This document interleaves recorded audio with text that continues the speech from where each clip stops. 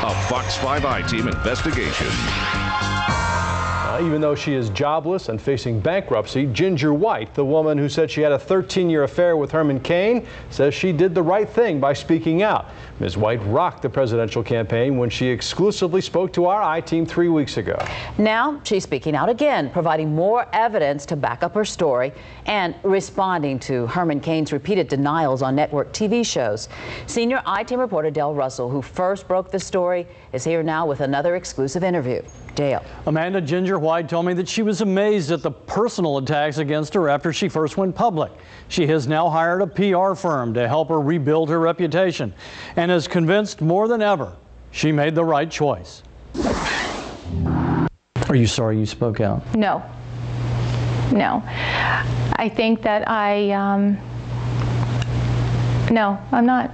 This was Ginger White and a co-worker in 1996, the very night she says she met Herman Cain for the first time. She says she did the right thing when she told me 3 weeks ago that that night led to a 13-year-long affair with Herman Cain, even if it derailed the Cain train. I really feel like I did something that took a lot of courage, as did the other women. This was not something that was easy, and it's been tough. We know that those false and unproved allegations are not true.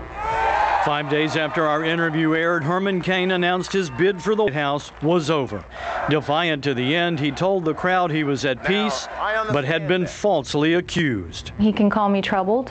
He can call me whatever he wants to call me, but I'm honest, and I'm not a liar. Ginger White lost her job since our first interview, and she says she's facing bankruptcy. What she calls substantial support from Herman Cain has obviously ended, and she's now agreed to reveal information that she had previously wanted kept off the record. Ginger White now publicly admits her family not only knew about the relationship with Mr. Cain, they helped make it happen, even though they all felt it was wrong. But whenever I was going to meet him, my family, my sisters, or my mom would babysit. Yes. Since our first interview, her lawyer sent us more cell phone bills showing 236 texts and phone calls between her and Mr. Cain during the past 5 months.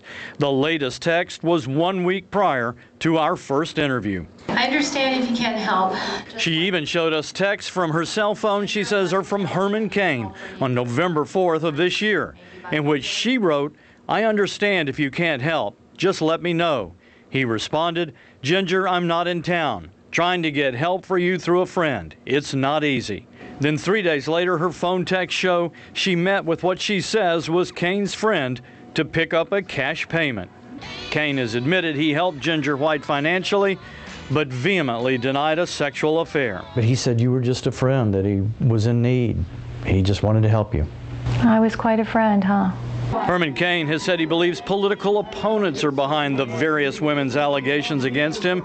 Ginger White tells me there were no payments or even conversations from any political operatives, no book deals, no promises of money from anyone.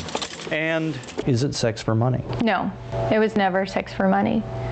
I've said that many times, and he was helping me. Did we have sex? Yes. The two things were very separate.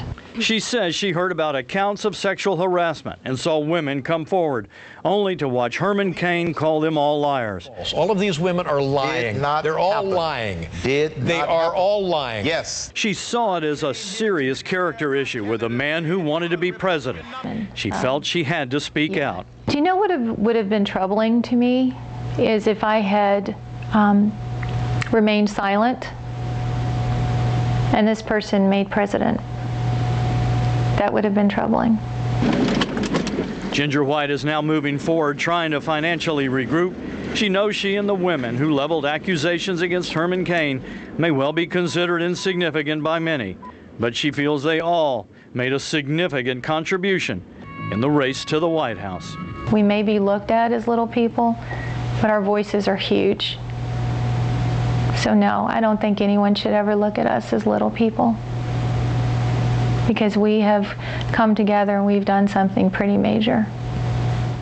Now, Herman Cain's attorney, Lynn Wood, emailed me saying that Mr. Cain has acknowledged that he and Ms. White were friends and he occasionally helped her financially. He unequivocally denies any sexual relationship. The email also states that Ms. White has hired a PR firm and continued to attack Mr. Cain. And Lynn Wood says that her true motives are now clear, that this is about money and her 15 minutes of fame. Russ, Amanda? It's a high price for it, though. What have you been able to glean from talking to her in these interviews? What is she after? You know, we really don't know. She has said from the beginning that she was, in a sense, outed, and that she felt, after watching all the stories that came out about harassment, that she has a sense of duty to speak out, that this man is running for president. Beyond that, we don't know. I've talked to the family. We talked to the family 3 weeks ago. She did not want us to report that at the time. We knew that they were aware of this situation, at least of the friendship. She says right now she's been contacted by some people, but she has no plans for a book or a movie or a television show. So I think with Ginger White, we're going to have to see what the future holds. All right, we'll be watching. No, you will too. Dale, thanks very much. Thanks. Well, to see our previous